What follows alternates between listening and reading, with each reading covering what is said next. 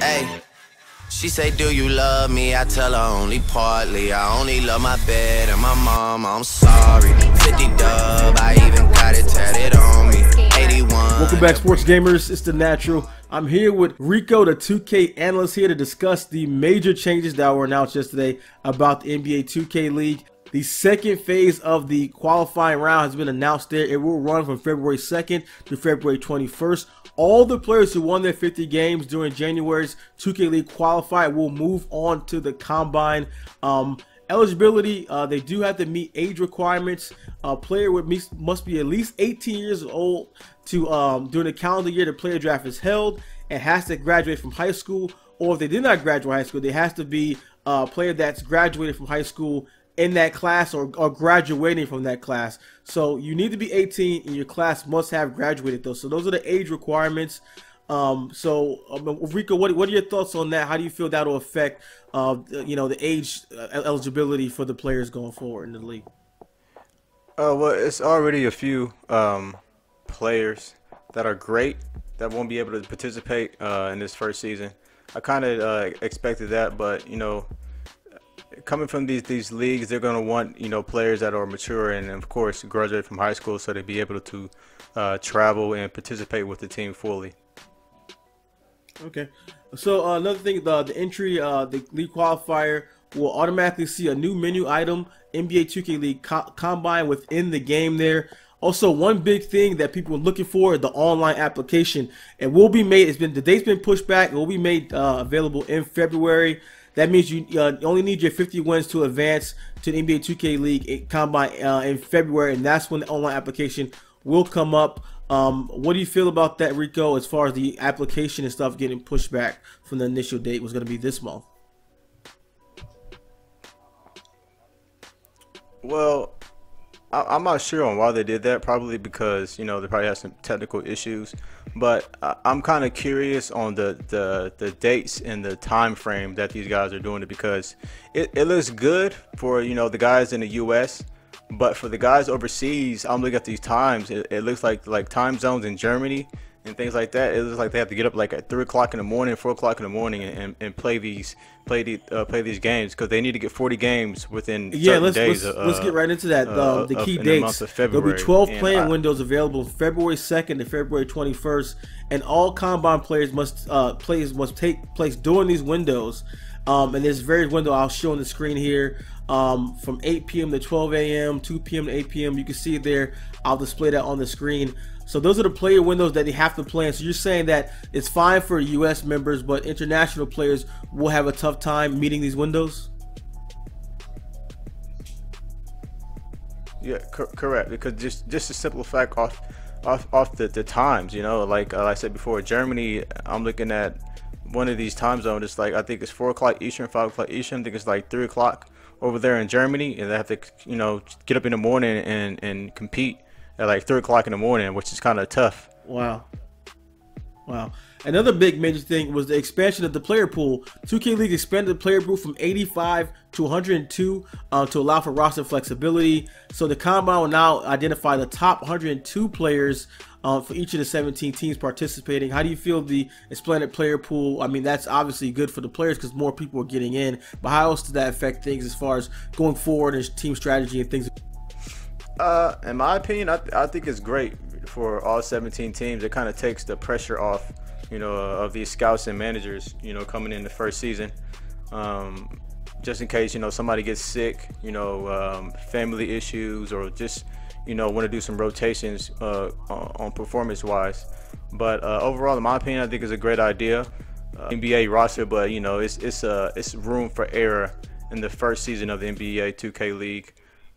It's exciting, for the players who are trying to compete and get into the league, because now it went from 85 to 102 now. So now you have a good, not a good chance, but it's like over 100,000 some players trying to get in the league, especially this first season. So now it increases the chances slightly.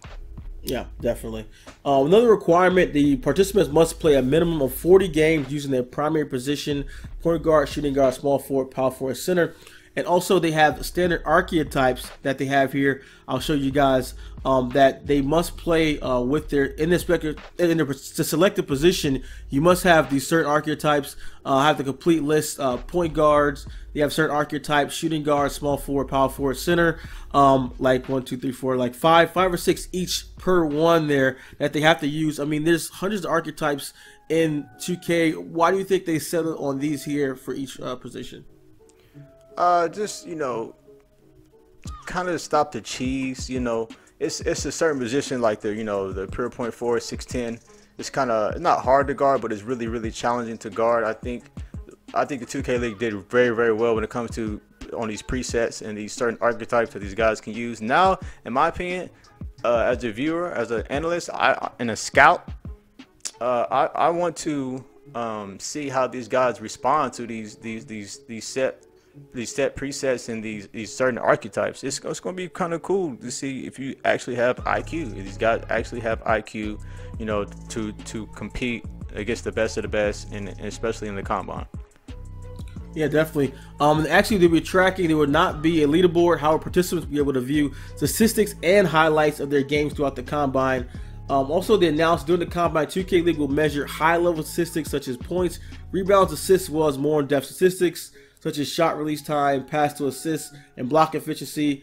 And following the combine, all player information will be evaluated and used to determine the top 102 players. It's good that they posted this, showing exactly what metric that they're using, because a lot of people incorrectly were saying the players have already been chosen, which is by the leagues would come out and said that's not true. And also they were saying, you know, how I've seen a lot of guys posting on Twitter saying, you know, I'm playing with randoms, you know, and you know, how can I stand out? Like, you know, and it's tough playing. Everyone's really trying to stand out. So, you know, they give you statistics how you can stand out, what they're looking at. And, you know, what do you feel about the metric that they chose? Do you feel that they're a good barometer of how a quality player in 2K, or you feel that, you know, they could have done it a little bit differently? I think they could have did something a little different. I'm not sure how they could have did it, but I think it's going to be kind of a risk of, you know, players playing with a bunch of randoms, because it's going to be a lot of players that coming in trying to just ball hog, stand in the paint, not playing defense. And it's, I don't know, just don't know how they're going to do it, but, you know, 2K League, it seems like they're prepared for this, and they really believe in this the second round of the combine. So we have to just wait and see how it's going to all fall into place. But like I said before, I think it's going to be challenging, especially for those top comp guys that have been playing a lot of Pro-Am over the years, and especially this year, seeing how they adapt with people who or just kind of like walk-on warriors, especially coming in and competing, because you're going to want to communicate with everybody on the court. Sometimes, or a lot of times, you might have games where you don't talk to none of your teammates that you're playing with in this combine. I want to see if these guys are going to get in a party chat, or going to be talking in a game chat. It's going to be kind of up for grabs for me, in my opinion.